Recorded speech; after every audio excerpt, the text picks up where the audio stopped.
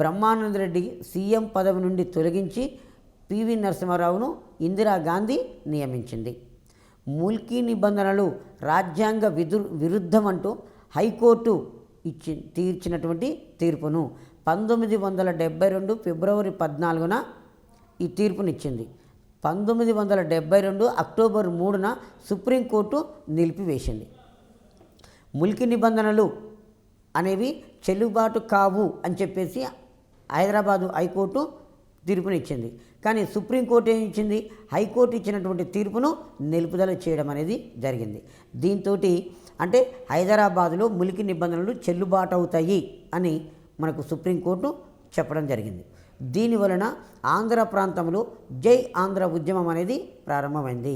ఎందుకంటే ఈ ముల్కీ నిబంధనల వలన హైదరాబాదు రాష్ట్రంలో అంటే హైదరాబాదులో ఆంధ్రప్రదేశ్కు రాజధాని హైదరాబాద్, మా రాజధాని నగరంలో మాకు ఉద్యోగాలు లేకుండా మేము స్థానికేతనంలో అయిపోతున్న ఉద్దేశంతో ఆంధ్ర ప్రాంతంలో ఉద్యమం అనేది ప్రారంభమైంది. జై ఆంధ్ర ఉద్యమం 1972 అక్టోబర్ 5వ తారీఖు నాడు విద్యార్థులు ఆంధ్ర బంద్ను పాటించారు. విద్యార్థులు ఆంధ్ర బంద్కు పాటించడం అనేది జరిగింది. అక్టోబర్ 7వ తారీఖు నాడు ఎంజీలో నిరవధిక సమ్మెకు పూనుకున్నారు. ఆంధ్ర యూనివర్సిటీలో అక్టోబర్ 7న ఎంజీలో నిరవధిక సమ్మెకు పూనుకోవడం అనేది జరిగింది. 1973 జనవరి 18న పివి నరసింహారావు ముఖ్యమంత్రి పదవికి రాజీనామా చేశారు. ఇమ్మీడియట్లీ ఆంధ్రప్రదేశ్లో రాష్ట్రపతి పాలన విధించారు. ముఖ్యమంత్రి పివి నరసింహారావు ఉన్నాడు కాబట్టి జయాంధ్ర ఉద్యమం జరిగింది.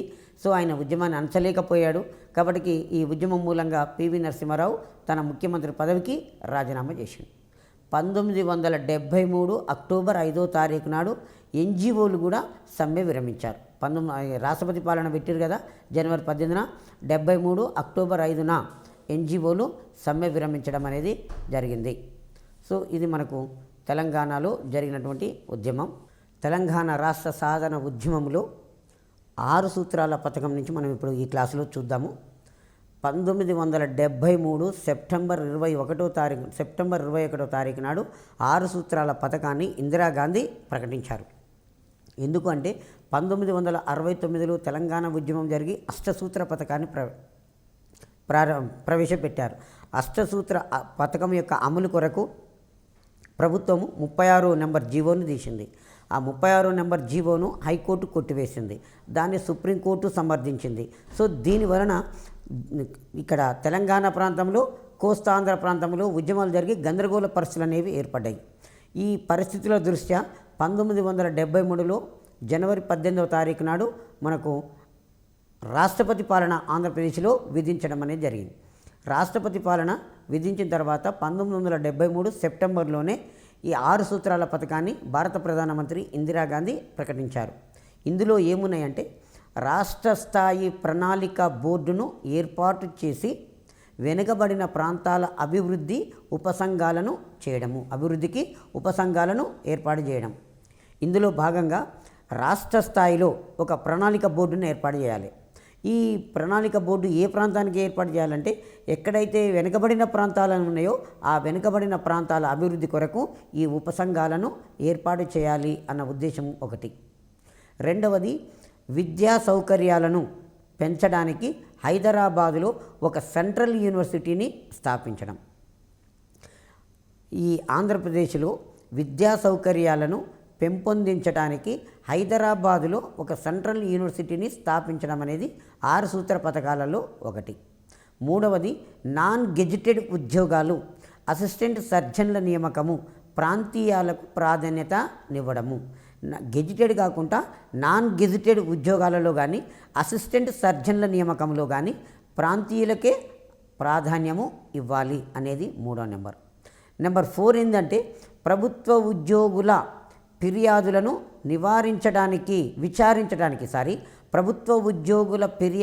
విచారించడానికి ఒక ట్రిబ్యునల్ను ఏర్పాటు చేయాలి.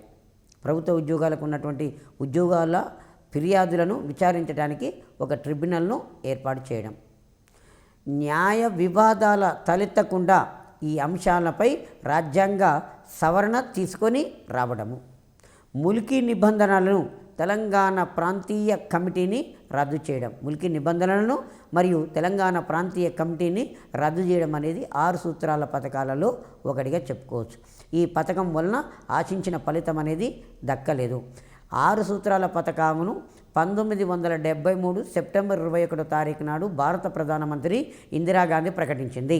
ఈ కమిటీలో నెంబర్ 1 పాయింట్ ఏంటంటే, ఈ సూత్రాలలో నెంబర్ 1 ఏంటంటే రాష్ట్ర స్థాయి ప్రణాళిక బోర్డును ఏర్పరిచి వెనుకబడిన ప్రాంతాల అభివృద్ధి ఉపసంఘాలను ఏర్పాటు చేయడం, విద్యా సౌకర్యాలను పెంచడానికి హైదరాబాదులో ఒక సెంట్రల్ యూనివర్సిటీని ఏర్పాటు చేయడం, నాన్ గెజిటెడ్ ఉద్యోగాలు అసిస్టెంట్ సర్జన్ల నియామకంలో ప్రాంతీయులకు ప్రాధాన్యతనివ్వడము, ప్రభుత్వ ఉద్యోగాల ఫిర్యాదులను విచారించడానికి ఒక ట్రిబ్యునల్ను నిశ్చయించడం, న్యాయ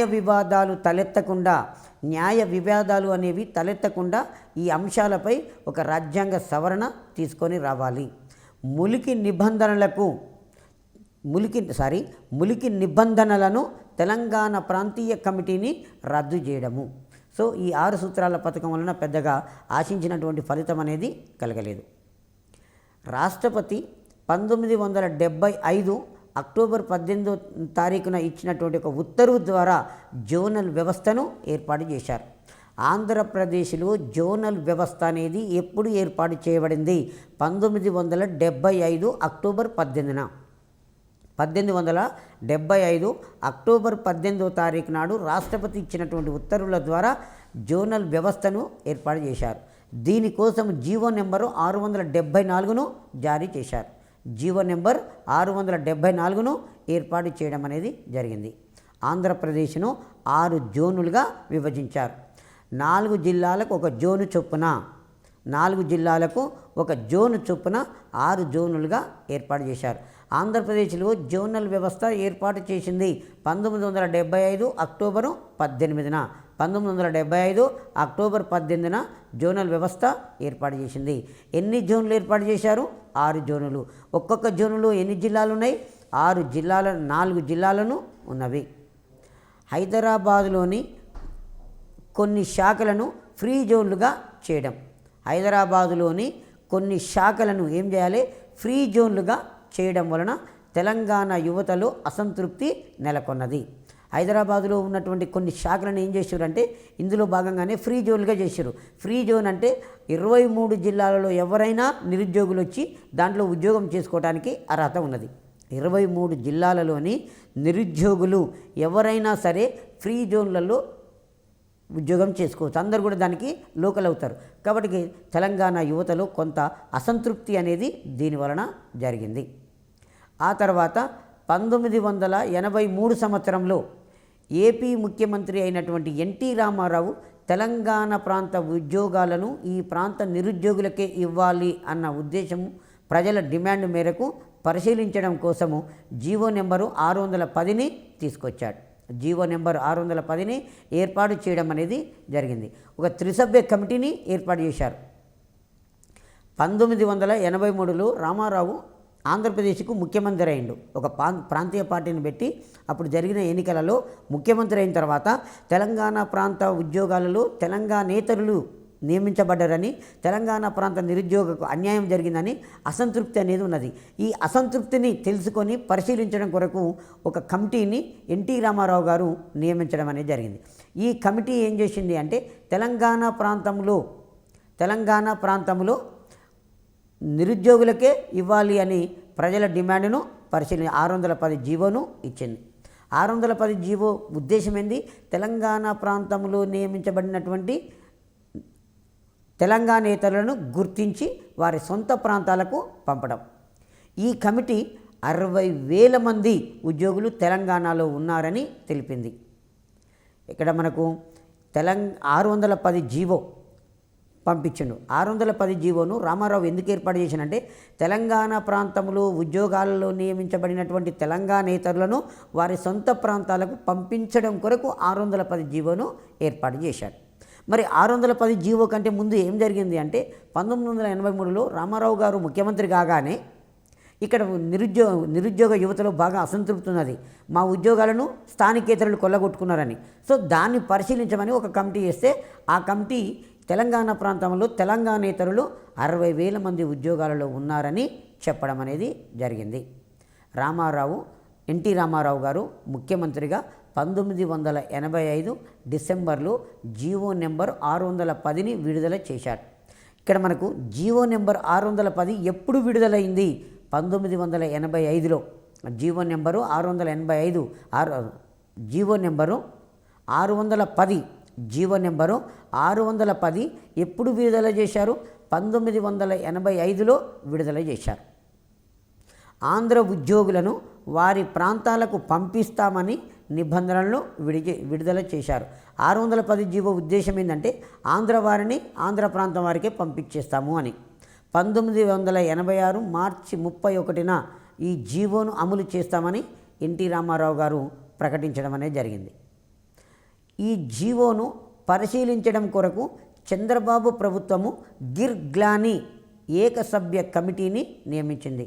తెలంగాణ ప్రాంతంలో నియమించబడినటువంటి తెలంగాణేతరులు ఎంతమంది ఉన్నారు, వాళ్ళని ఎలా పంపించాలి అనే దాని మీద 610 జీవో వేశారు కదా, ఆ జీవోను పరిశీలించడం కొరకు 610 జీవోను పరిశీలించడం కొరకు ఏకసభ్య కమిటీని చంద్రబాబు నాయుడు ముఖ్యమంత్రిగా ఉన్నప్పుడు గిర్గ్లానీ కమిటీ అనేదాన్ని నియమించాడు. సో ఆ తర్వాత ప్రకాష్ రెడ్డి అధ్యక్షతన మరొక సంఘాన్ని కూడా తను నియమించాడు. ప్రకాష్ రెడ్డి గారి అధ్యక్షతన మరొక సంఘాన్ని కూడా నియమించారు. కాళోజీ నారాయణరావు 1914 నుంచి 2002. 1914లో జన్మించాడు, 2002లో తను మరణించాడు. ఈ కాళోజీ నారాయణరావు యొక్క అసలు పేరు రఘువీర్ నారాయణ లక్ష్మీకాంత్ శ్రీనివాసరావు రామ్ రాజో కాళోజీ నారాయణరావు. కాళోజీ నారాయణరావు యొక్క అసలు పేరు ఏంటి అంటే రఘువీర్ నారాయణ లక్ష్మీకాంత్ శ్రీనివాసరావు రామ్ రాజా కాళోజీ నారాయణరావు అసలు పేరు. సెప్టెంబర్ 9న కర్ణాటకలోని రట్టిహల్లిలో జన్మించాడు. కాళోజీ నారాయణరావు యొక్క జన్మస్థలము కర్ణాటక రాష్ట్రంలోని రట్టిహల్లి కర్ణాటక రాష్ట్రంలోని రట్టిహల్లిలో జన్మించారు. ఇతని కుటుంబము వరంగల్ జిల్లా మడికొండలో స్థిరపడింది. కర్ణాటక రాష్ట్రం నుంచి ఉపాధి కొరకు కాళోజీ నారాయణరావు గారి యొక్క కుటుంబము తెలంగాణ ప్రాంతానికి వచ్చి వరంగల్ జిల్లా మడికొండలో స్థిరపడింది. ఈ కాళోజీ నారాయణరావు రచించినటువంటి గ్రంథాలు అంగా కథలు అనేది ఒక గ్రంథం. అంగా కథలు 1941 సంవత్సరంలో రాశాడు. కాళోజీ కథలు 1943లో రాశాడు. పార్థివ వ్యయము 1946లో రాశాడు. నా గొడవ 1953లో రాశాడు. ఈ గ్రంథం గతంలో ఒక 2-3 సార్లు కాంపిటేటివ్ ఎగ్జామ్లో అడిగాడు.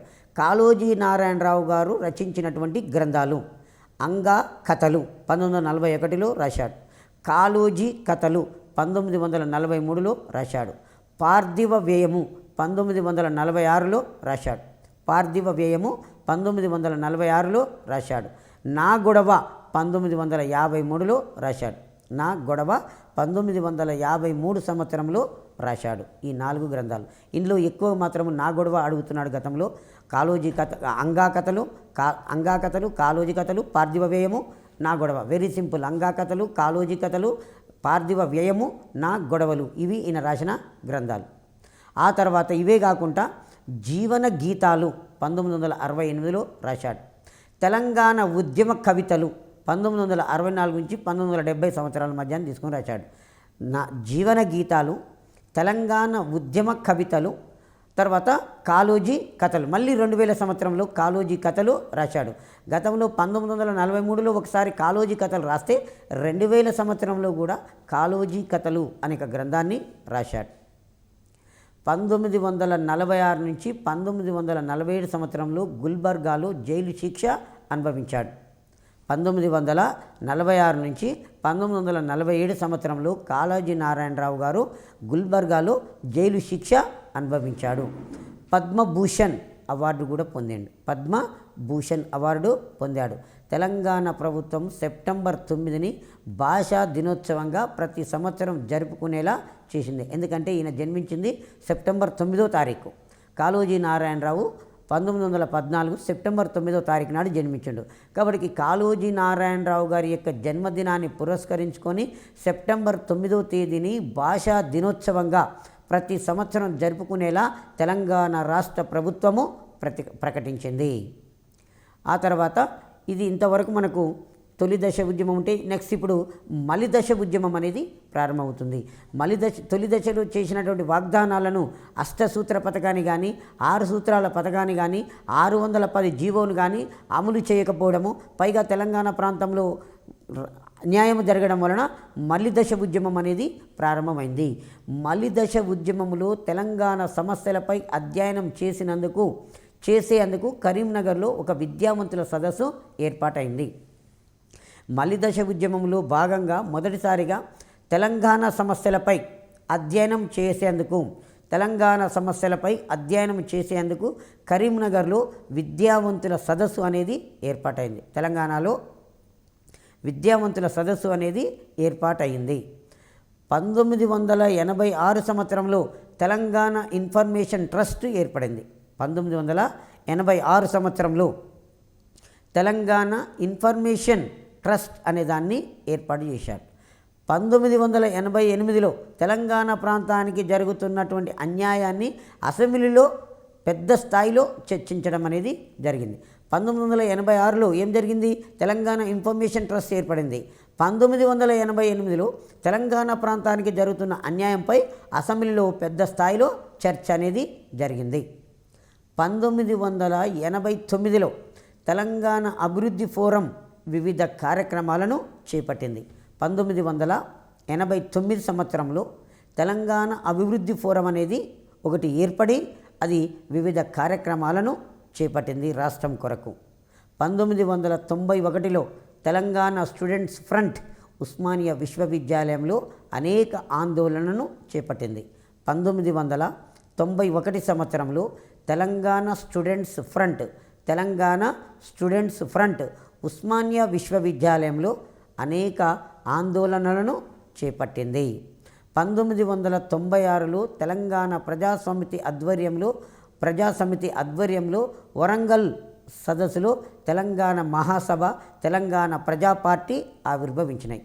1996 సంవత్సరంలో తెలంగాణ ప్రజాసమితి ఆధ్వర్యంలో వరంగల్లో ఒక పెద్ద సదస్సు జరిగింది.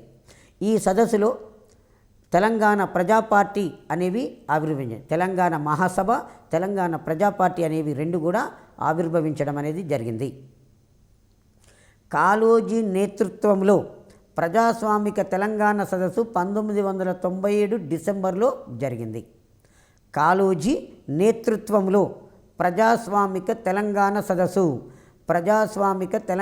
సదస్సు అనేది 1997 డిసెంబర్లో జరిగింది. 1998లో ప్రొఫెసర్ జయశంకర్ ఆధ్వర్యంలో తెలంగాణ సంస్థల విలీనంతో తెలంగాణ ఐక్య వేదిక ఏర్పడింది. ఇది చాలా ఇంపార్టెంట్. తెలంగాణ ఐక్య వేదిక అనేది ఎప్పుడు ఏర్పాటు చేయబడింది? 1998 సంవత్సరంలో ప్రొఫెసర్ డాక్టర్ జయశంకర్ గారి ఆధ్వర్యంలో ఇది ఏర్పాటు చేయడం అనేది జరిగింది. పి ఇంద్రారెడ్డి తెలంగాణ ఉద్యమ కమిటీ అనే దాన్ని ఏర్పాటు చేశాడు. ఇంద్రారెడ్డి ఈ తెలుగుదేశం పార్టీ రెండుగా చీలిపోయింది. తెలుగుదేశం పార్టీ రెండుగా చీలిపోయినప్పుడు పి ఇంద్రారెడ్డి గారు ఎన్టీ రామారావు గారితో ఉన్నాడు. సో ఆయన ఎన్టీ రామారావు గారి మరణం తర్వాత చంద్రబాబు నాయుడు గారి దగ్గరికి పోలేకపోవడం వలన, పైగా తెలంగాణ మీద ఉన్నటువంటి అభిమానంతో ఆయన ఏం చేశాడు అంటే తెలంగాణ ఉద్యమ కమిటీ అనే దానిని ఏర్పాటు చేశాడు. 1999 సంవత్సరంలో అమెరికాలోని న్యూయార్క్లో తెలంగాణ డెవలప్మెంట్ ఫోరం అనేది ఒకటి ఏర్పడింది. 1999 సంవత్సరంలో అమెరికాలోని న్యూయార్క్లో తెలంగాణ డెవలప్మెంట్ ఫోరం అనే ఒక దానిని ఏర్పాటు చేశారు. తెలంగాణ డెవలప్మెంట్ ఫోరం అనే దానిని అమెరికాలోని న్యూయార్క్లో ఏర్పాటు చేశారు. ఇది ఇంపార్టెంటు. తెలంగాణలో ఉన్న ప్రభుత్వ కళాశాలలు మొత్తం ఎన్ని ఉన్నాయంటే 159 ఉన్నాయి. తెలంగాణలో మొత్తం జూనియర్ కళాశాలలు కానీ డిగ్రీ కళాశాలలు కానీ మొత్తం 159 ఉన్నాయి. ఇందులో ఒక హైదరాబాదును మినహాయిస్తే ఆ సంఖ్య 116కే వస్తున్నాయి. అంటే ఒక ఎక్కువ కళాశాలలు ఎక్కడున్నాయి? హైదరాబాదులో ఉన్నాయి. హైదరాబాదు తప్ప మిగతా రాష్ట్రం మొత్తం ఎన్ని కళాశాలలు ఉన్నాయి? 116 కళాశాలలు ఉన్నవి. ఆ తర్వాత ఆంధ్రాలో 181 కాలేజీలు ఉన్నాయి. ఆంధ్రలో కాలేజీలు ఎన్ని ఉన్నాయి? 181 ఉన్నాయి. కాలేజీ విద్యకు తెలంగాణలో 93 కోట్లు కేటాయిస్తే ఆంధ్రకు 224. తెలంగాణలో మొత్తం కాలేజీల సంఖ్య 159. ఆంధ్రలో మొత్తం కాలేజీల సంఖ్య 181. తెలంగాణలో కాలేజీ విద్యకు 93 కోట్లు, ఆంధ్ర కాలేజీ విద్యకు 224 కోట్లు. ఇలా ఈ వ్యత్యాసాన్ని సూచించడం అనేది జరిగింది. 1996లో కొంతమంది మేధావులు వరంగల్లో తెలంగాణకు విద్రోహం అంశంపై సమావేశాన్ని ఏర్పాటు చేశారు. 1996 సంవత్సరంలో కొంతమంది మేధావులు అనేవాళ్ళు వరంగల్లో ఒక సమావేశాన్ని ఏర్పాటు చేశారు. ఈ సమావేశము తెలంగాణకు జరుగుతున్నటువంటి విద్రోహం అనే అంశం మీద చర్చ చేశారు. 1997లో తెలంగాణ జనసభ, తెలంగాణ మహాసభ ఏర్పడ్డవి. 1997 సంవత్సరంలో తెలంగాణ జనసభ, తెలంగాణ మహాసభ అనేవి ఏర్పడ్డవి. 2000 సంవత్సరంలో తెలంగాణ కాంగ్రెస్ ఎమ్మెల్యేలు ప్రత్యేక రాష్ట్ర సాధన కోసము తెలంగాణ లెజిస్లేటర్ల ఫోరం అనే దానిని ఏర్పాటు చేశారు. 2000 సంవత్సరంలో తెలంగాణ కాంగ్రెస్ ఎమ్మెల్యేలు ప్రత్యేక రాష్ట్ర సాధన కొరకు తెలంగాణ లెజిస్లేటర్ల ఫోరం అనే దానిని ఏర్పాటు చేశారు. ఆ తర్వాత ఈ ఉద్యమ కాలంలో మనకు ప్రధానమైనటువంటి వ్యక్తి ప్రొఫెసర్ కొత్తపల్లి జయశంకర్. 1934 సంవత్సరంలో జన్మించాడు. 2011 సంవత్సరంలో మరణించాడు. 1934లో జన్మించాడు, 2011లో మరణించాడు. 1934 ఆగస్టు 6వ తారీఖు నాడు వరంగల్ జిల్లా ఆత్మకూరు మండలము అక్కంపేట అనే గ్రామంలో జన్మించాడు. ప్రొఫెసర్ కొత్తపల్లి జయశంకర్ గారు 1934 ఆగస్టు 6వ తారీఖు నాడు వరంగల్ జిల్లా ఆత్మకూరు మండలం అక్కంపేట గ్రామంలో, చాలా ఇంపార్టెంట్ అండి, డెఫినెట్ క్వశ్చన్ రావడానికి ఆస్కారం ఉంటుంది. అక్కంపేట అనేది గ్రామం పేరు, మండలం పేరు ఆత్మకూరు, జిల్లా పేరు వరంగల్లు. పుట్టింది 1934 ఆగస్టు 6న. 1982 సంవత్సరం నుంచి 1991 వరకు కాకతీయ యూనివర్సిటీ రిజిస్ట్రార్గా పనిచేశారు. 1982 సంవత్సరం నుంచి 1991 సంవత్సరం వరకు కాకతీయ యూనివర్సిటీ రిజిస్ట్రార్గా పనిచేశారు.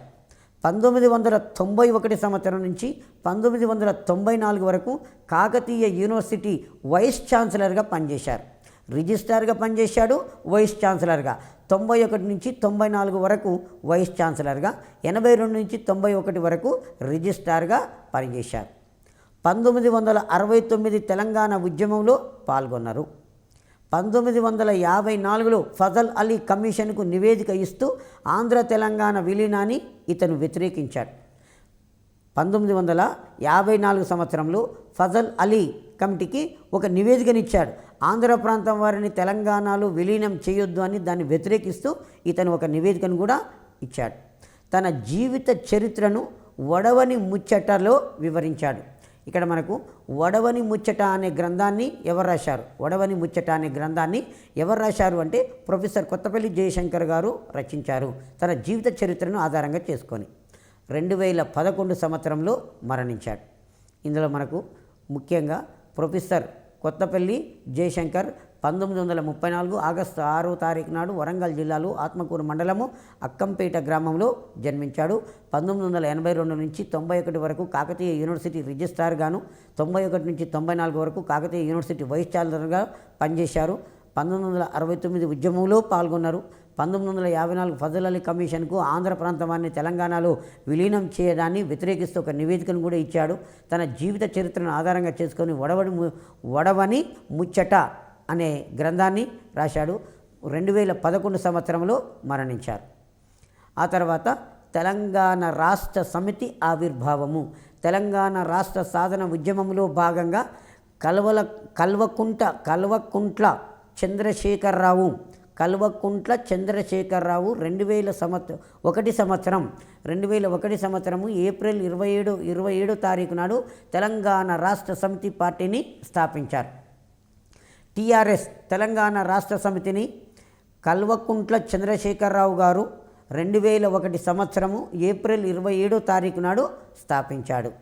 బీజేపీ తెలంగాణ రాష్ట్రం ఏర్పాటు కోసము కాకినాడ తీర్మానం ద్వారా కోరింది. అయితే అంతకుముందు మనకు ఈ ఎన్నికలకు ముందు ఈ బీజేపీ పార్టీ కాకినాడలో ఒక సమావేశాన్ని ఏర్పాటు చేసింది. కాకినాడలో ఒక సమావేశాన్ని ఏర్పాటు చేసి తెలంగాణ రాష్ట్ర ఏర్పాటుకు మేము మద్దతు ఇస్తున్నాము, భారతదేశంలో చిన్న రాష్ట్రాల యొక్క ఆవశ్యకత అవసరం ఉన్నదని చెప్పి కాకినాడ తీర్మానం ద్వారా 1 ఓటు 2 రాష్ట్రాలు అని చెప్పేసి బీజేపీ పార్టీ తీర్మానం చేయడం అనేది జరిగింది. ఆ తర్వాత 2008 అక్టోబర్లో టీడీపీ కూడా రాష్ట్ర విభజనకు మద్దతు ప్రకటించింది. తెలుగుదేశం పార్టీ 2008 అక్టోబర్ నెలలో తెలంగాణ రాష్ట్రం ఏర్పాటుకు మా పార్టీ మద్దతు ఇస్తుందని కూడా ఈ తెలుగుదేశం పార్టీ ప్రకటించడం అనేది జరిగింది. CPI, new democracy, Maoist party రాష్ట్ర వాదనను బలపరిచారు. మనకు బీజేపీ పార్టీ బలపరిచింది, Telugu Desam party, CPI, new democracy, Maoist party ఇవన్నీ కూడా తెలంగాణ రాష్ట్ర వాదాన్ని బలపరిచినటువంటి పార్టీలు. 2004 సంవత్సరంలో తెలంగాణ రాష్ట్ర ఏర్పాటు హామీతో టీఆర్ఎస్తో పొత్తు పెట్టుకున్న కాంగ్రెసు అధికారంలోకి వచ్చింది, కేంద్రంలో, రాష్ట్రంలో. ఎందుకంటే 2004 సంవత్సరంలో భారతదేశంలో ఎన్నికలు జరిగినాయి. ఆ టైంలో ఆంధ్రప్రదేశ్ రాష్ట్రానికి కూడా ఎన్నికలు జరిగినాయి. ఆ రాష్ట్రం అప్పుడు మేము మా పార్టీ అధికారంలోకి వస్తే తెలంగాణ రాష్ట్రాన్ని ఇస్తామని చెప్పేసి కాంగ్రెస్ పార్టీ ఎన్నికల మేనిఫెస్టోలో పెట్టి టీఆర్ఎస్ పార్టీతోటి పొత్తు పెట్టుకోవడం అనేది జరిగింది. ఈ విధంగా ఈ జరిగినట్టు 2004 ఎన్నికలలో కాంగ్రెస్ పార్టీ అధికారంలోకి వచ్చి కేంద్రంలో కానీ రాష్ట్రంలో కానీ ప్రభుత్వాలను ఏర్పాటు చేసి ఆ ప్రభుత్వాలలో టీఆర్ఎస్ పార్టీని కూడా భాగస్వామిగా చేసుకోవడం అనేది జరిగింది. 2006 డిసెంబర్లో టీఆర్ఎస్ కేంద్ర సంకీర్ణ ప్రభుత్వాల నుండి వైదొలిగినాయి. కేంద్ర రాష్ట్ర సంకీర్ణ ప్రభుత్వాల నుంచి వైదొలిగినాయి. 2004లో భాగస్వామిగా చేరింది. 2006 సంవత్సరము డిసెంబర్లో టీఆర్ఎస్ పార్టీ కేంద్రం నుంచి, రాష్ట్రం నుంచి, సంకీర్ణ ప్రభుత్వాల నుండి వైదొలిగింది. ఎందుకంటే మాకు ప్రత్యేక రాష్ట్రమే కావాలి తప్ప మంత్రి పదవులు వద్దు అన్న ఉద్దేశంతో 2009లో సార్వత్రిక ఎన్నికలలో టీడీపీ పార్టీ, టీఆర్ఎస్, వామపక్షాలు మహాకూటమిగా ఏర్పడ్డవి. 2009 సంవత్సరంలో సార్వత్రిక ఎన్నికలలో జరిగినవి. 2009 సంవత్సరంలో భారతదేశంలో సార్వత్రిక ఎన్నికలు జరిగినాయి. ఈ ఎన్నికలలో టీడీపీ పార్టీ, టీఆర్ఎస్ పార్టీ, వామపక్షాలు అన్నీ కలిసి ఏం చేసినాయి, ఒక మహాకూటమిగా ఏర్పడి ఆ కూటమిలో ఇవి ఓటమి చెందడం అనేది జరిగింది. కల్వకుంట్ల చంద్రశేఖరరావు 2009 నవంబరు 29న మెదక్ జిల్లా సిద్దిపేటలో ఆమరణ నిరాహార దీక్ష ప్రారంభించాలని సంకల్పించింది. కె చంద్రశేఖరరావు 2009 సంవత్సరము నవంబర్ 29న మెదక్ జిల్లా సిద్దిపేటలో ఆమరణ నిరాహార దీక్ష ప్రారంభించాలని సంకల్పించిండు. కేసీఆర్ను అరెస్ట్ చేసి మొదట ఖమ్మంకు, ఆ తర్వాత హైదరాబాద్లోని నిజాం ఆసుపత్రికి తరలించారు. చంద్రశేఖరరావు కరీంనగర్ నుంచి సిద్దిపేటకు వస్తున్నాడు. కరీంనగర్ నుంచి సిద్దిపేటకు వస్తుంటే ఆ ఖమ్మం జిల్లా తగులుతుంది కొంత ప్లేస్లో. ఆ ఖమ్మం జిల్లాలో ఈయనను అరెస్ట్ చేసి అక్కడి నుంచి హాస్పిటల్కి తీసుకొని పోయారు. అసలు దాదాపు కరీంనగర్ నుంచి వస్తే ఖమ్మం జిల్లా తగలదు. కానీ కేసీఆర్ను అరెస్ట్ చేసి ఖమ్మంలో హాస్పిటల్కి తీసుకుపోయారు. ఆ ఖమ్మం హాస్పిటల్కి తీసుకొని పోయేసరికల్లా ఇతను నాకు ఇక్కడ ఖమ్మంలో హాస్పిటల్ వైద్యం వద్దని చెప్పేసి హైదరాబాద్లో వైద్యం కావాలని హైకోర్టును ఆశ్రయించడం వలన హైకోర్టు అతన్ని హైదరాబాద్లోని నిజాం హాస్పిటల్కు తరలించాలని ఆదేశించింది. సో ఆ విధంగా కె చంద్రశేఖరరావు హైదరాబాద్లోని నిజాం ఆసుపత్రికి తరలించడం అనేది జరిగింది ఖమ్మం నుండి. ఉద్యమంలో విద్యార్థి లోకము ఉప్పెనలా కదిలింది. ఉస్మానియా, కాకతీయ విశ్వవిద్యాలయాలతో పాటు తెలంగాణలో ఉన్నటువంటి విశ్వవిద్యాలయాలు, విద్యా సంస్థలు అన్నీ కూడా ఒక్కసారిగా అట్టుడికిపోవడం అనేది జరిగింది. ప్రత్యేక రాష్ట్ర కాంక్షతోటి డిసెంబర్ 10న అసెంబ్లీ ముట్టడికి విద్యార్థి కార్యాచరణ సమితి పిలుపునిచ్చింది. ఎందుకంటే కేసీఆర్ నిజాం హాస్పిటల్లో ఆమరణ నిరాహార దీక్ష చేస్తున్నారు. ఆయన ఆరోగ్యం కూడా క్షీణించింది. సో కాబట్టి తెలంగాణ రాష్ట్ర ప్రకటన చేయకపోతే డిసెంబర్ 10వ తారీఖు నాడు అసెంబ్లీ ముట్టడికి విద్యార్థి కార్యాచరణ సమితి అనేది మేము ముట్టడిస్తామని వాళ్ళు ప్రకటించారు. ఐక్య విద్యార్థి సంఘం ఏం చేసింది? అసెంబ్లీని ముట్టడిస్తామని ప్రకటించింది. దెబ్బకే కేసీఆర్ దీక్ష వల్ల తెలంగాణలో ముఖ్యంగా హైదరాబాదులో శాంతి భద్రతల పరిస్థితి ప్రమాదకరంగా మారిందని ముఖ్యమంత్రి రోషయ్య, గవర్నర్ నరసింహన్ కేంద్రానికి ఒక నివేదిక ఇచ్చారు. ఒకవైపునేమో విద్యార్థులు, విద్యా సంస్థలు అట్టుడికిపోతున్నాయి, ఒకవైపునేమో కేసీఆర్ నిరాహార దీక్ష చేస్తున్నాడు. తెలంగాణ ప్రాంతంలో ఉన్నటువంటి అన్ని రాజకీయ పార్టీలు రాష్ట్ర ఆవశ్యకత గురించి ఉద్యమము నిర్వహిస్తున్నాయి. సో హైదరాబాద్ రాష్ట్రంలో ఆంధ్రప్రదేశ్ హైదరాబాదులో ప్రమాదకరమైనటువంటి పరిస్థితులు ఏర్పడుతున్నాయి, శాంతి భద్రతలకు విఘాతంగా కూడా జరగవచ్చు అనే ఒక నివేదనను ముఖ్యమంత్రి రోషయ్య గారు, తర్వాత గవర్నర్ నరసింహన్ కేంద్ర ప్రభుత్వానికి నివేదించారు. 2009 డిసెంబర్ 9న ఎప్పుడైతే డిసెంబర్ 10వ తారీఖు నాడు విద్యార్థులు చలో అసెంబ్లీని ప్రకటించారో అంతకు ముందు రోజే 2009 డిసెంబర్ 9న కేంద్ర హోంశాఖ మంత్రి పి. చిదంబరం తెలంగాణ రాష్ట్ర ఏర్పాటు ప్రక్రియను ప్రారంభిస్తున్నాం అంటూ ఒక కీలక ప్రకటన చేశారు. 2009 డిసెంబర్ 9న ఇది ఇంపార్టెంట్ చాలా. 2009 డిసెంబర్ 9న కేంద్ర హోంశాఖ మంత్రి పి. చిదంబరం తెలంగాణ రాష్ట్ర ఏర్పాటు ప్రక్రియను ప్రారంభిస్తున్నామంటూ ఒక కీలకమైనటువంటి ప్రకటన చేశారు. దీంతో కేసీఆర్ ఆమరణ నిరాహార దీక్ష విరమించారు. తెలంగాణలో సంబురాలు అనేవి ప్రారంభమైనాయి. ఈ ప్రకటనకు వ్యతిరేకంగా ఆంధ్ర ప్రాంతంలో సమైక్యాంధ్ర ఉద్యమము ప్రారంభమైంది. ఎప్పుడైతే డిసెంబర్ 9వ తారీఖు నాడు తెలంగాణ రాష్ట్ర ఏర్పాటు ప్రక్రియ ప్రారంభిస్తున్నామని నైట్ 10 గంటలకు కేంద్ర హోంశాఖ మంత్రి చిదంబరం ప్రకటించాడో ఆ ప్రకటనకు నిరసనగా ఆంధ్ర ప్రాంతంలో సమైక్యాంధ్ర ఉద్యమం అనేది ప్రారంభమైంది. సమైక్యాంధ్ర ఉద్యమం ప్రారంభంతో పాటుగా అక్కడ ఆంధ్ర ప్రాంతంలో ఉన్నటువంటి విద్యార్థి లోకం కావచ్చు, రాజకీయ నాయకులు కావచ్చు, రాజకీయ పార్టీలన్నీ కలిసి ఉద్యమం చేసేసరికల్లా కేంద్ర ప్రభుత్వం దిగివచ్చి 2009 డిసెంబర్ 23న రాష్ట్ర విభజనకు సంబంధించి మరికొన్ని సంప్రదింపులు అవసరమని భావిస్తున్నట్లు కేంద్రం మరొక ప్రకటన చేసింది. అంటే ఒక రకంగా చెప్పుకోవాలంటే తాత్కాలికంగా రాష్ట్ర విభజనను వాయిదా వేస్తున్నట్లుగా. ఎందుకంటే ఆంధ్ర ప్రాంత రాజకీయ నాయకులు చేసినటువంటి రాజీనామాకు కేంద్ర ప్రభుత్వం కొంత తలొగ్గింది. అదే టైంలో ఆంధ్ర ప్రాంతంలో విద్యార్థి లోకం కూడా బాగా ఉద్యమం చేసింది. దీనిని దృష్టిలో పెట్టుకొని కేంద్ర ప్రభుత్వము ఇచ్చినటువంటి ప్రకటనను వెనుకకు తీసుకుంది. 2009 డిసెంబర్ 9నేమో రాష్ట్ర ఏర్పాటు ప్రక్రియ ప్రారంభం అవుతుంది అన్నాడు. 2009 డిసెంబర్ 23నేమో మరికొన్ని సంప్రదింపులు అవసరమని భావిస్తున్నాము, ఈ ప్రకటన మరి కొంతకాలము లేటు కావచ్చు అన్నట్టుగా ప్రకటించింది. దీనితోటి కేంద్ర ప్రభుత్వం రాష్ట్ర విభజన సాధ్యాసాధ్యాలను పరిశీలించి సిఫారసులు చేసేందుకు జస్టిస్ శ్రీకృష్ణ నేతృత్వంలో 5 సభ్యులతోటి ఒక కమిటీని ఏర్పాటు చేసింది. ఎప్పుడైతే ప్రకటనను వెనుకకు తీసుకున్నారో మళ్ళీ తెలంగాణలో ఉద్యమం ప్రారంభమైంది. తెలంగాణ రాష్ట్రం ఏర్పాటు చేస్తున్నామంటేనేమో ఆంధ్రలో ఉద్యమం ప్రారంభమైంది. చేసిన ప్రకటనను వెనుకకు తీసుకున్నందుకేమో తెలంగాణలో ఉద్యమం ప్రారంభమైంది. సో మొత్తం మీద అసలు తెలంగాణ రాష్ట్రం ఏర్పాటు చేయాలనా వద్దా, ఎలాంటి నిర్ణయం అవసరమవుతుందో అని జస్టిస్ శ్రీకృష్ణ నేతృత్వంలో 5 సభ్యులతోటి భారత ప్రభుత్వము ఒక కమిటీని ఏర్పాటు చేసింది. కేంద్ర ప్రభుత్వం ఒక కమిటీని నియమించింది. ఈ కమిటీని 2010 ఫిబ్రవరి 3న ఏర్పాటు చేశారు. చాలా ఇంపార్టెంట్ అండి. శ్రీకృష్ణ కమిటీ ఎప్పుడు ఏర్పాటు చేశారు? 2010 ఫిబ్రవరి 3న. 2010 ఫిబ్రవరి 3న ఈ శ్రీకృష్ణ కమిటీని ఏర్పాటు చేశారు. శ్రీకృష్ణ కమిటీ ఎందుకు ఏర్పాటు చేశారంటే తెలంగాణ రాష్ట్ర ఏర్పాటు గురించి సాధ్యాసాధ్యాలను పరిశీలించండి అని జస్టిస్ శ్రీకృష్ణ నేతృత్వంలో కమిటీని నియమించారు. ఈ కమిటీ 2011 జనవరి 6న కేంద్ర హోం మంత్రిత్వ శాఖకు 505 పేజీల నివేదికను సమర్పించింది. 505 పేజీల ఒక నివేదికను సమర్పించడం అనేది జరిగింది. ఈ కమిటీ 6 పరిష్కారాలను సూచించింది. రాష్ట్ర ఏర్పాటు గురించి 6 సూచనలను శ్రీకృష్ణ కమిటీ చేసింది.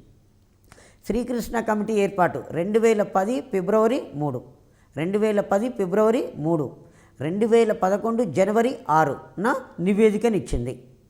6 సూచనలను సూచించింది. 6 సూచనలను చేసింది. ఆంధ్రప్రదేశ్ రాష్ట్రాన్ని విభజిస్తూ 6 సూచనలను చేయడం అనేది జరిగింది. ఆంధ్రప్రదేశ్ రాష్ట్ర విభజిస్తూ పార్లమెంటు ఆమోదించిన 2014 జూన్న పార్లమెంట్ అనేది ఆంధ్రప్రదేశ్ బిల్లును ఆమోదిస్తే 2014 జూన్ 6న కొత్త రాష్ట్రం అనేది ఏర్పాటు జరిగింది. పార్లమెంటులో బీజేపీ, బీఎస్పీ, సిపిఐ ఇతర ప్రతిపక్ష పార్టీలు ఈ బిల్లుకు మద్దతును ఇచ్చాయి. రాష్ట్రాన్ని మనకి ఇక్కడ శ్రీకృష్ణ కమిటీ ఇచ్చినటువంటి రిపోర్టులో 6 ముఖ్యమైనటువంటి అంశాలు. రాష్ట్రాన్ని యథాతథంగా ఉంచడం, రాష్ట్రాన్ని విభజించి హైదరాబాదును కేంద్రపాలిత ప్రాంతాన్ని చేయడం, కోస్తాలోను 2 రాష్ట్రాలను 2 కొత్త రాజధానులను ఏర్పాటు చేయడం. రాష్ట్రాన్ని ఫస్ట్ పాయింట్ ఏమి ఇచ్చిందంటే రాష్ట్రాన్ని యథాతథంగా ఉంచడము ఒకటి అని చెప్పింది. తర్వాత రెండవది రాష్ట్రాన్ని విభజించి హైదరాబాదును కేంద్రపాలిత ప్రాంతం చేయండి అని చెప్పేసింది. తర్వాత ఈ హైదరాబాదు లేదు, రాష్ట్రాన్ని విభజిస్తే కోస్తాంధ్రకు తెలంగాణకు ఒకటే రాజధాని చేయమని చెప్పేసింది. 2 రాష్ట్రాలు ఒకటే రాజధాని, కోస్తాంధ్రకు తెలంగాణకు హైదరాబాదును రాజధాని చేయమని చెప్పింది. ఇలా రాయలసీమ తెలంగాణను కలిపి రాయల తెలంగాణను ఏర్పాటు చేయమని చెప్పింది. రాయలసీమ తెలంగాణను కలిపి రాయల తెలంగాణను ఏర్పాటు చేయమని చెప్పింది. కోస్తాలోను ఒక రాష్ట్రంగా, కోస్తాలోను హైదరాబాదును రాయల తెలంగాణలో భాగంగా చేయడము. ఇలా ఈ రాష్ట్ర విభజన గురించి ఈ కమిటీ ఒక 6 సూచనలు చేసింది. రాష్ట్రాన్ని సమైక్యంగా ఉంచి తెలంగాణ ప్రాంత అభివృద్ధికి రాజకీయ సాధికారత, చట్టపరమైనటువంటి చర్యలు తీసుకోవడం. రాష్ట్రాన్ని సమైక్యంగానే ఉంచినప్పుడు తెలంగాణ ప్రాంత అభివృద్ధికి రాజకీయ సాధికారత, చట్టపరమైనటువంటి చర్యలు తీసుకోవడము. చట్టబద్ధ అధికారాలతో తెలంగాణ ప్రాంతీయ అభివృద్ధి మండలిని ఏర్పాటు చేయడం అని కూడా చెప్పింది. రాయలసీమ తెలంగాణను కలిపి రాయల తెలంగాణను ఏర్పాటు చేయడము. కోస్తాలోను ఒక రాష్ట్రంగా, కోస్తాలోను హైదరాబాదును రాయల తెలంగాణ భాగంగా చేయడం. రాష్ట్రాన్ని సమైక్యంగా ఉంచి తెలంగాణ ప్రాంత అభివృద్ధికి రాజకీయ సాధికారికత, చట్టపరమైనటువంటి చర్యలు తీసుకోవడం. చట్టబద్ధమైన అధికారాలతో తెలంగాణ ప్రాంతీయ అభివృద్ధి మండలిని ఏర్పాటు చేయడము.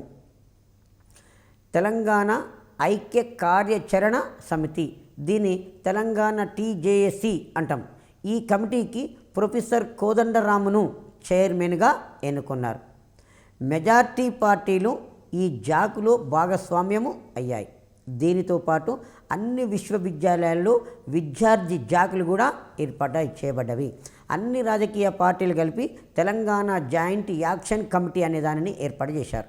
తెలంగాణ జాయింట్ యాక్షన్ కమిటీకి ప్రొఫెసర్ కోదండరామును చైర్మన్గా ఎన్నుకున్నారు. తర్వాత తెలంగాణలో ఉన్నటువంటి అన్ని విశ్వవిద్యాలయాలు కూడా తెలంగాణ జాయింట్ యాక్షన్ కమిటీ విద్యార్థి సంఘాలు అనేవి ఏర్పడ్డవి. సాంస్కృతిక దండు ధూమ్ ధామ్ అంటూ తెలంగాణ ఆటపాటలతో తెలంగాణ ఆకాంక్షను ప్రజ్వరిల్లువ చేశారు. ఈ సాంస్కృతిక దళం అనేది ధూమ్ ధామ్ అనే వాటిని నిర్వహించింది. ఈ ధూమ్ ధామ్లో తెలంగాణ యొక్క పాటల ద్వారా తెలంగాణ యొక్క ఆవశ్యకతను తెలియచేయడం అనేది జరిగింది. ఈ తెలంగాణ ఉద్యమంలో భాగంగా వినూత్నమైనటువంటి నిరసనలను తెలియజేశారు. రహదారులపై వంట వార్పు అనేదాన్ని చేశారు. జాక్ నేతృత్వంలో సహాయ నిరాకరణోద్యమాన్ని నిర్వహించారు. మిలియన్ మార్చ్, అది ట్యాంక్ బండి మీదకి పోవడం. మిలియన్ మార్చ్ సకల జనుల సమ్మె చరిత్రలో నిలిచిపోయేలా జరిగినాయి. సహాయ నిరాకరణోద్యమము, మిలియన్ మార్చ్, సకల జనుల సమ్మె, వంట వార్పు ఇవన్నీ కూడా తెలంగాణ చరిత్రలో నిలిచిపోయే విధానంగా ఈ ఉద్యమంలో భాగంగా ఈ కార్యక్రమాలను నిర్వహించారు. తెలంగాణ విద్యావంతుల వేదిక, మహిళా సంస్థలు, తెలంగాణ జాగృతి, తెలంగాణ రిసోర్స్ సెంటరు, అమ్మల సంఘం అనేవి ఏర్పడి ఉద్యమాన్ని నిర్వహించినాయి. ఈ జాక్ ఒకటే కాకుండా తెలంగాణ విద్యావంతుల వేదిక, మహిళా సంస్థలు, తెలంగాణ జాగృతి, తెలంగాణ రిసోర్స్ సెంటర్, అమ్మల సంఘము అనేవి ఈ ఏర్పడి ఉద్యమాన్ని నిర్వహించినవి. తుడుం దెబ్బ, ఆదివాసీల తుడుం దెబ్బ, లంబాడి నగారా బేరి, ఎరుకల కుర్రు, మాదిగ దండోర, కురుమగొల్ల డోలు దెబ్బ, మోకు దెబ్బ, ఆదివాసీ దళిత సంఘాలు ఈ ఉద్యమంలో పాల్గొన్నవి. గిరిజనులు, అడవులలో ఉన్నటువంటి గిరిజనులు ఏం చేశారు, ఆదివాసీలు తుడుం దెబ్బ అని ఒక సంఘాన్ని ఏర్పాటు చేసుకున్నారు. లంబాడీలేమో నగారా బేరి అనేది చేశారు. ఎరకల వాళ్ళేమో కుర్రు అనే ఒక సంఘాన్ని, మాదిగ దండోర, కురుమగొల్ల వాళ్ళు డోలు దెబ్బ, మోకు దెబ్బ, ఆదివాసీ దళిత సంఘాలు ఈ తెలంగాణ ఉద్యమంలో ప్రధానమైనటువంటి పాత్ర చేయడం అనేది జరిగింది. సో 2011 ఫిబ్రవరి 17న పార్లమెంటు సహాయ నిరాకరణలో దాదాపు 3 లక్షల మంది ప్రభుత్వ ఉద్యోగులు 16 రోజుల పాటు జరిగిన ఆందోళనలో పాల్గొన్నారు. 2011 సంవత్సరము ఫిబ్రవరి 7న ప్రారంభమైనటువంటి సహాయ నిరాకరణలో భాగంగా, ఎందుకంటే అందరూ సమ్మె చేయాలని పిలుపునిచ్చారు. సో ఆ విధంగా 16 రోజుల పాటు తెలంగాణ రాష్ట్రం మొత్తం కూడా సకల జనుల సమ్మె అనేది జరిగింది. సకల జనుల సమ్మె ఎప్పుడు అంటే 2011 ఫిబ్రవరి 17, 2011 ఫిబ్రవరి 17న సకల జనుల సమ్మె ప్రారంభమైంది. దీన్ని సహాయ నిరాకరణము అని చెప్పేస్తాం. ఇది ఎన్ని రోజులు జరిగిందంటే 16 రోజులు జరిగింది. అన్ని వర్గాల ప్రజలు ఈ ఉద్యమంలో భాగస్వాములయ్యారు. 2011 ఫిబ్రవరి 17న ప్రారంభమైన సహాయ నిరాకరణ ఉద్యమం దాదాపు 3 లక్షల మంది ప్రభుత్వ ఉద్యోగులు 16 రోజుల పాటు జరిగిన సమ్మెలో పాల్గొన్నారు. ఆ తర్వాత తెలంగాణ ఉద్యమ చరిత్రలో కీలకమైన ఘట్టం ఏంటంటే సకల జనుల సమ్మె. 2011 సెప్టెంబర్ 13న టీజేఏసీ నేతృత్వంలో సకల జనుల సమ్మెకు శ్రీకారం చుట్టారు. 42 రోజులు జరిగింది. 42 రోజులు ఇది జరిగింది. 2011 అక్టోబర్ 15న రైల్ రోకో కారణంగా 110 రైళ్లను రద్దు చేశారు. 2011 అక్టోబర్ 15న రైల్ రోకోలు జరిగినవి.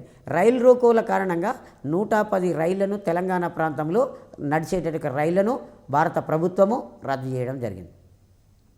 తెలంగాణ సాధన దిశగా బీజేపీ నేత కిషన్ రెడ్డి 2012లో పోరు యాత్రను ప్రారంభించారు. బీజేపీ నేత కిషన్ రెడ్డి 2012లో పోరు యాత్రను ప్రారంభించారు. కొండా లక్ష్మణ్ బాపూజీ 97 సంవత్సరాల వయసులో కూడా ఢిల్లీలో జంతర్ మంతర్ వద్ద వారం రోజుల పాటు సత్యాగ్రహం చేశారు. కొండా లక్ష్మణ్ బాపూజీ తెలంగాణ రాష్ట్ర ఏర్పాటు యొక్క ఆవశ్యకతను తెలియజేస్తూ కేంద్ర ప్రభుత్వానికి తెలపాలన్న ఉద్దేశంతో న్యూఢిల్లీలోని జంతర్ మంతర్ వద్ద ఒక వారం రోజుల పాటు తను సత్యాగ్రహాన్ని చేశారు. తెలంగాణ ఉద్యమ తీవ్రతను గుర్తించిన కేంద్ర ప్రభుత్వము 2012 డిసెంబర్ 28న న్యూఢిల్లీలో అఖిలపక్ష సమావేశాన్ని ఏర్పాటు చేసింది. కేంద్ర ప్రభుత్వము 2012 డిసెంబర్ 28న న్యూఢిల్లీలో అఖిలపక్ష సమావేశాన్ని ఏర్పాటు చేయడం అనేది జరిగింది. ఇందులో భాగంగానే ఎంఐఎం, సిపిఎం పార్టీల ప్రతినిధులు తెలంగాణ ఏర్పాటును వ్యతిరేకించారు. MIM party, CPM party Telangana ఏర్పాటును వ్యతిరేకించారు. వైఎస్ఆర్ కాంగ్రెసు నిర్ణయము కేంద్రానికే వదిలివేస్తూ తటస్థంగా ఉండిపోయింది. ఆ తర్వాత కాంగ్రెస్ వారిలో తెలంగాణ రాష్ట్రాన్ని సమర్థించగా సీమాంధ్ర నాయకులు వ్యతిరేకించారు. మనకు 2012 డిసెంబర్ 28న కేంద్ర ప్రభుత్వం ఒక కమిటీని వేసింది తెలంగాణ రాష్ట్ర ఏర్పాటు గురించి మీ మద్దతు ఇవ్వండి అని. ఇందులో ఎంఐఎం పార్టీ, సిపిఎం పార్టీలు పూర్తిగా వ్యతిరేకించినాయి. వైఎస్ఆర్సీపీనేమో నిర్ణయం కేంద్ర ప్రభుత్వానికి వదిలివేసింది. కాంగ్రెస్ పార్టీలోనేమో తెలంగాణ వారు తెలంగాణకు, ఆంధ్ర ప్రాంతం వారు ఆంధ్రాకు మద్దతు ఇచ్చుకోవడం అనేది జరిగింది. 2008లో తెలంగాణ రాష్ట్ర ఏర్పాటు కోసం ఆమోదం తెలుపుతూ ప్రణబ్ ముఖర్జీకి ఇచ్చిన లేఖకు కట్టుబడి ఉన్నామని టీడీపీ తెలిపింది. టీడీపీ గతంలో 2008లోనే తెలంగాణ రాష్ట్ర ఏర్పాటుకు మేము ఆమోదం తెలుపుతున్నామని 2008లో ఒక తీర్మానాన్ని అప్పుడు ప్రణబ్ ముఖర్జీ కమిటీ వేస్తే ప్రణబ్ ముఖర్జీ కమిటీకి నివేదిక ఇచ్చారు. 2008లో కేంద్ర ప్రభుత్వం తెలంగాణ రాష్ట్ర ఏర్పాటు ఆవశ్యకత గురించి పరిశీలించడానికి కేంద్ర మంత్రి ప్రణబ్ ముఖర్జీ నాయకత్వంలో ఒక కమిటీని వేస్తే ఆ కమిటీకి తమ మద్దతును తెలుపుతూ తెలంగాణ రాష్ట్ర ఏర్పాటుకు తమ మద్దతును తెలుపుతూ టీడీపీ పార్టీ ఒక లేఖను ఇచ్చింది. మరి 2012లో ఏర్పాటు చేసినప్పుడు టీడీపీ పార్టీ ఏం చెప్పిందంటే మేము గతంలో ఇచ్చినటువంటి మద్దతుకు మేము సపోర్ట్ చేస్తున్నాము, దానికి కట్టుబడి ఉన్నాము అని చెప్పడం జరిగింది.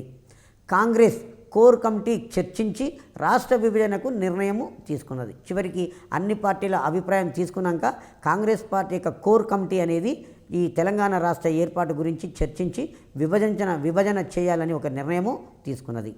యూపీఏతో పాటు బీజేపీ, బీఎస్పీ, సిపిఐ మొదలగు పార్టీలు ఈ బిల్లుకు, తెలంగాణ రాష్ట్ర ఏర్పాటుకు సంబంధించిన బిల్లుకు మద్దతు ఇవ్వడం అనేది జరిగింది. ఫిబ్రవరి 18, 2014 లోక్సభలో ఈ బిల్లును ప్రవేశపెట్టి ఆమోదం పొందింది. ఫిబ్రవరి 20, 2014 రాజ్యసభలో ఈ బిల్లు ఆమోదము పొందింది. మార్చి 1, 2014 రాష్ట్రపతి ఆమోదం పొందారు. ఇక్కడ మనం గుర్తుపెట్టుకోవాల్సిన అంశాలు, పార్లమెంటులో తెలంగాణ రాష్ట్ర ఏర్పాటు బిల్లు ఎప్పుడు ఆమోదం పొందింది? 2014 ఫిబ్రవరి 18. 2014 ఫిబ్రవరి 18 లోక్సభలో తెలంగాణ బిల్లు పాస్ అయింది. తర్వాత 2014 ఫిబ్రవరి 20 రాజ్యసభలో తెలంగాణ బిల్లుకు ఆమోదము లభించింది. 2014 మార్చి 1 భారత రాష్ట్రపతి తెలంగాణ బిల్లును ఆమోదించారు. చివరికి తెలంగాణ రాష్ట్రము 2014 జూన్ 2 ప్రత్యేక రాష్ట్రంగా, భారతదేశంలో 29వ రాష్ట్రంగా తెలంగాణ రాష్ట్రం అనేది ఏర్పాటు కావడం అనేది జరిగింది. తెలంగాణ రాష్ట్రము ఎప్పుడు ఏర్పడింది? 2014 జూన్ 2వ తారీఖు నాడు ఏర్పడింది. భారతదేశంలో తెలంగాణ రాష్ట్రము ఎన్నవ రాష్ట్రంగా ఏర్పడింది? 29వ రాష్ట్రంగా ఏర్పడింది. ఇందులో మనకు ముఖ్యంగా ఈ 3 క్వశ్చన్లను గుర్తుపెట్టుకోవాలి. తెలంగాణ బిల్లు ఎప్పుడు లోక్సభలో ఎప్పుడు పాస్ అయింది? 2014 ఫిబ్రవరి 18. రాజ్యసభలో 2014 ఫిబ్రవరి 20. రాష్ట్రపతి ఆమోదము 2014 మార్చి 1. రాష్ట్రం ఏర్పడింది 2014 జూన్ 2. ఎన్నవ రాష్ట్రంగా? 29వ రాష్ట్రంగా ఏర్పాటు కావడం అనేది జరిగింది. టీఆర్ఎస్ పార్టీని ఎవరు ఏర్పాటు చేశారు? కె చంద్రశేఖరరావు అనేటైనా టీఆర్ఎస్ పార్టీని ఏర్పాటు చేయడం అనేది జరిగింది. కేంద్ర ప్రభుత్వము తెలంగాణ రాష్ట్ర ఏర్పాటు ప్రక్రియ ప్రారంభమవుతుందని ఎప్పుడు ప్రకటించింది? 2009 డిసెంబరు 9 ఏర్పాటు చేయడం అనేది జరిగింది.